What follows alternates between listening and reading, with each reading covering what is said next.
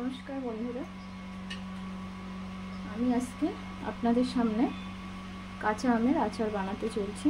দেখুন, আমগুলোকে আমি এরকম লম্বা লম্বাভাবে কেটে নিয়েছি খোসা সমেত। এটা আমি রোদে 3 ঘন্টা মতো শুকিয়েছি।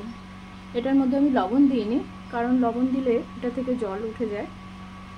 ওর জন্য আমি এটাকে হলুদ দিয়ে এবার কড়াই আমি গরম করতে দিয়েছি। আমি এখানে আচার বানানোর জন্য মশলা নিয়েছি সর্ষে, একটু কালো জিরে, রাঁধুনি, মৌরি, মেথি, জোয়ান, ধনে, গোলমরিচ আর 4টে শুকনো লঙ্কা। এগুলোকে আমি ড্রাই রোস্ট করে নেব।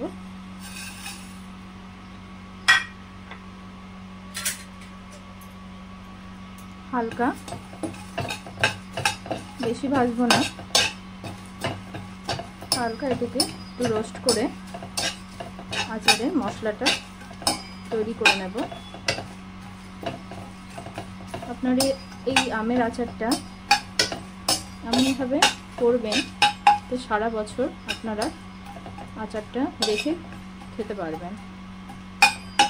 সেই টিপসটা আপনাদের রান্না করতে করতে আমি বলে দেব। আর কে কে আচার খেতে ভালোবাসো অবশ্যই কমেন্টে জানিও। এই গরমের দিন আচার খেতে কার না ভালো লাগে, সবাই ভালোবাসে আচার খেতে।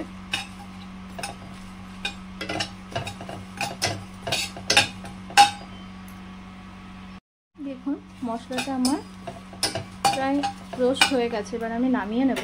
বেশি ভাজবো না, বেশি ভাজলে এটার ফ্লেভারটা চলে যাবে, এমনকি পুড়েও যাবে।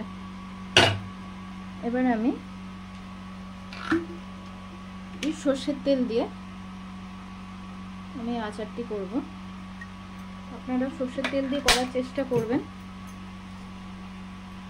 আমি ফোড়নে শুকনো লঙ্কা দিচ্ছি,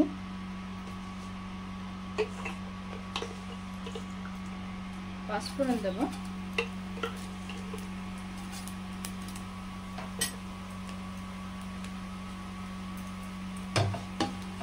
এবার আমি এটাকে তেলে ভালো করে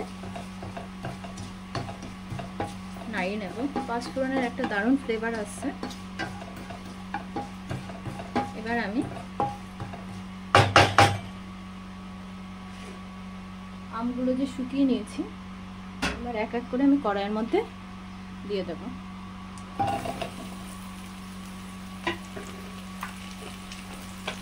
আমি তখন লবণ দিয়েছিলাম না, এখন আমি ব্ল্যাক সল্ট দিয়ে দেব।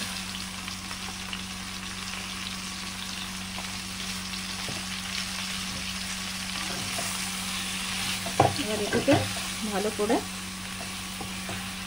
নেড়ে নিতে হবে।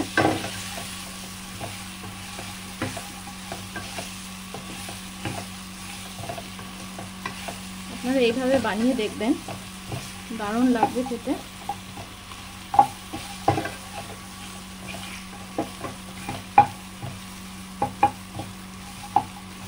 আমি এটি জল ছাড়া করব, একটু জল দেবো না। জল দিলে আচারটি নষ্ট হয়ে যাবে, আপনারা সারা বছর এটিকে রেখে খেতে পারবেন না। এটিকে ভালো করে আমগুলোকে তেলে ফ্রাই করে নেব।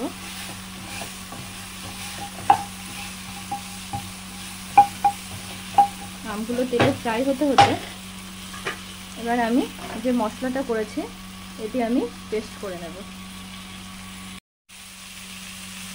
দেখুন, মশলাটি আমার পেস্ট হয়েছে। আমি বেশি পেস্ট করব না, হালকা একটু দানা দানা থাকবে, তবে আচারের স্বাদটি দ্বিগুণ বাড়িয়ে দেবে।